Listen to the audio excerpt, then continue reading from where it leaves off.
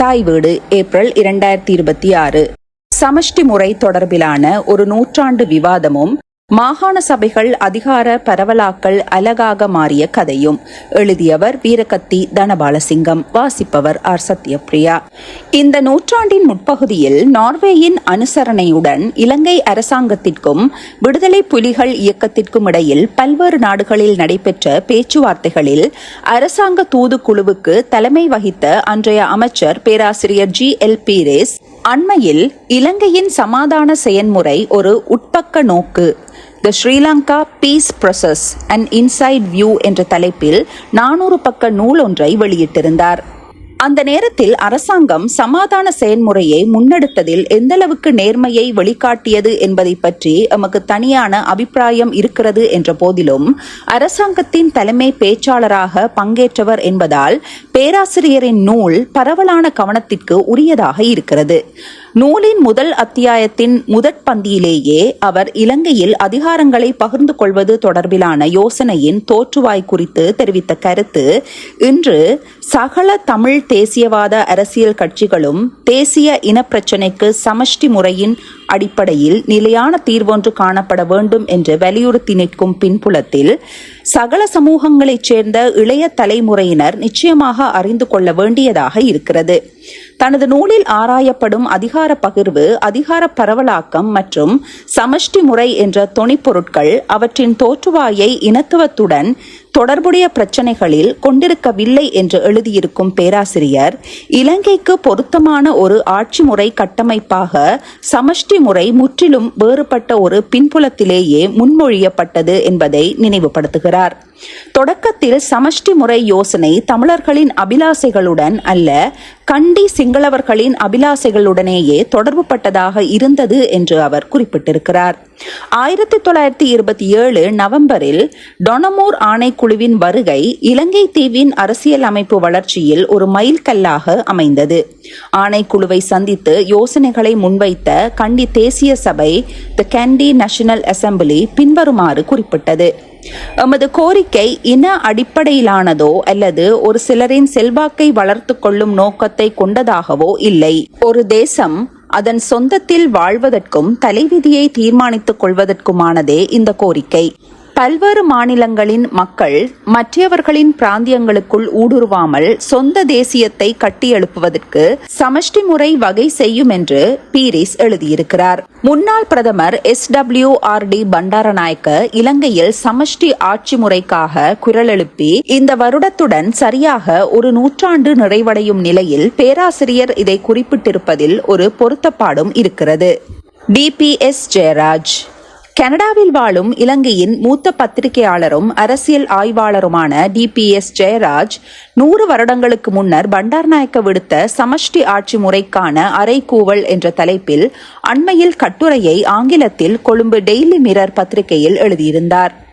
தமிழ் அரசியல் தலைவர்கள் சமஷ்டி ஆட்சி முறைக்காக குரல் எழுப்புவதற்கு நீண்ட காலத்திற்கு முன்னதாகவே 1920களின் முற்பகுதியில் இளம் SWRD பண்டாரநாயக்கவும் அந்த தசாப்தத்தின் பின்பகுதியில் டொனமூர் ஆணைக்குழுவின் முன்னிலையில் கண்டி சிங்கள பிரதிநிதிகளும் சமஷ்டி முறைக்காக குரல் கொடுத்தனர் என்றும் வடக்கு கிழக்கு மாகாணம் ஒன்று உட்பட 3 மாகாணங்களுடனான சமஷ்டி இலங்கை யோசனையை கண்டி சிங்களவர்கள் முன்வைத்தனர் என்றும் அரசியலமைப்பு சட்ட நிபுணரான கலாநிதி ரொஹான் எதிரிசிங்க சமஷ்டி முறை மாயைகளும் யதார்த்தங்களும், ஃபெடரலிசம் மித்ஸ் அண்ட் ரியாலிட்டிஸ் என்ற தலைப்பில் எழுதிய கட்டுரையில் குறிப்பிட்டதை மேற்கோள் காட்டியே ஜெயராஜ் தனது கட்டுரையை ஆரம்பித்தார்.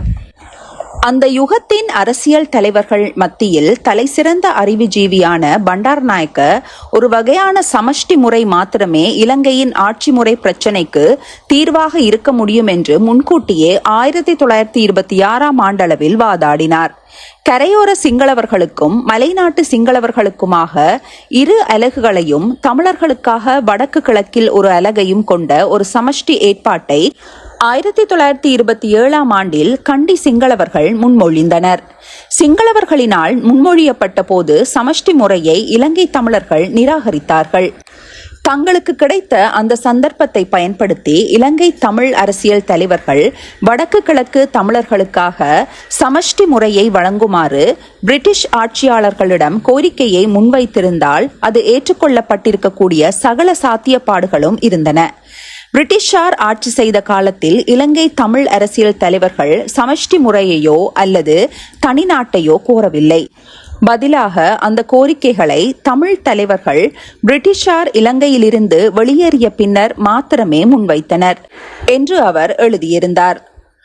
பண்டாரநாயக்கவின் யாழ்ப்பாண சொற்பொழிவு. 100 வருடங்களுக்கு முன்னர் த மார்னிங் லீடர் பத்திரிகைக்கு 6 கடிதங்களை எழுதிய பண்டாரநாயக்க இலங்கைக்கு சமஷ்டி ஆட்சி முறையே பொருத்தமானது என்று தமிழர்களை நம்ப வைப்பதற்கு யாழ்ப்பாண சொற்பொழிவை நிகழ்த்த 1926 ஜூலை 17 யாழ்ப்பாணத்திற்கு சென்றார். அன்றைய தினம் எமது அரசியல் பிரச்சினைகளுக்கு ஒரே தீர்வு சமஷ்டி முறையே என்ற தலைப்பில் உரையாற்றிய அவர், இன வேறுபாடுகளை கையாளுவதற்கும் பிராந்திய சுயாட்சியே சீரான வழி என்று வாதிட்டார். சமஷ்டி முறைக்காக குரல் கொடுக்க தன்னுடன் இணைந்து கொள்ளுமாறு அவர் விடுத்த வேண்டுகோளை தமிழர்கள் நிராகரித்தார்கள். யாழ்ப்பாண மாணவர் காங்கிரஸ், பிறகு அது யாழ்ப்பாண இளைஞர் காங்கிரஸாக பெயர் மாற்றம் பெற்றது. சமஷ்டி முறை யோசனையை எதிர்த்தது. ஆக்ஸ்போர்ட் பல்கலைக்கழகத்தில் பிரகாசமான கல்வியை பெற்றதன் பின்னர் 1925 ஆண்டில் நாடு திரும்பிய பண்டாரநாயக்க இலங்கை தேசிய காங்கிரசின் உறுப்பினராக இருந்த அதேவேளை அரசியல் சுயாட்சி இலக்கை அடைவதற்காக முற்போக்கு தேசிய புரோகிரசிவ் நேஷனல் பார்ட்டி கட்சியை ஆரம்பித்தார். அந்த கட்சியின் யாப்பு பண்டாரநாயக்கவின் மனதில் இருந்த சமஷ்டி ஆட்சி முறை பற்றிய திட்ட வரைவு ஒன்றை உள்ளடக்கியதாக இருந்தது. கரையோர சிங்களவர்களையும் மலைநாட்டு சிங்களவர்களையும் தமிழர்களையும் நாட்டின் பிரதான குழுக்களாக குறிப்பிட்ட அந்த யாப்பு ஒவ்வொன்றும் முற்றுமுழுதாக சுயாட்சியை கொண்ட 9 மாகாணங்களை அடிப்படையாக கொண்டதாக இருக்க வேண்டும் என்று வலியுறுத்தியது. பண்டாரநாயக்கவின் யோசனையை அவரின் நெருங்கிய நண்பரான கல்விமான் ஜேம்ஸ் டி ரத்தினத்தை தவிர முற்போக்கு தேசிய கட்சியின் சகல உறுப்பினர்களும் ஆதரித்தனர். சமஷ்டி முறை தொடர்பிலான யோசனை அந்த காலகட்டத்தில் இனவாத உணர்வுகளையோ அல்லது சிங்களவர்களிடமிருந்து எதிர்ப்பையோ கிளப்பவில்லை. அந்த யோசனைக்கு கடுமையான எதிர்ப்பு ஒரு சிங்களவரிடமிருந்து அல்ல, தமிழரிடமிருந்தே வந்தது என்று ஜெயராஜ் எழுதினார். லெனார்ட் வூல்வ். இது இவ்வாறு இருக்க, காலனித்துவ ஆட்சி காலத்தில் இலங்கையில் பிரபல்யமான பிரிட்டிஷ் சிவில் சேவை அதிகாரியாக இருந்த லெனால்ட் வூல்வ் 1930களின் பிற்பகுதியில் இலங்கைக்கு சுவிட்சர்லாந்தின் கேன்டன் முறையே அதி பொருத்தமானது என்ற கருத்தை முன்வைத்தார் என்பதும் கவனிக்கத்தக்கது. 1938 ஆண்டில் பிரிட்டிஷ் அரசாங்கத்திற்கு அனுப்பிய அறிக்கை ஒன்றில் லெனால்ட் வூல்வ் கரையோர சிங்கள மாகாணம், கண்டிய சிங்கள மாகாணம், தமிழ் வடக்கு மாகாணம், தமிழ் கிழக்கு மாகாணம் என்று 4 கேன்டன்களையும் மலைநாட்டில் இந்திய வம்சாவளி தமிழர்கள் பெரும்பான்மையாக வாழும் தேயிலை தோட்ட பகுதிகளை உள்ளடக்கி 5வது கேன்டன் ஒன்றையும் உருவாக்கலாம் என்று யோசனையை முன்வைத்தார்.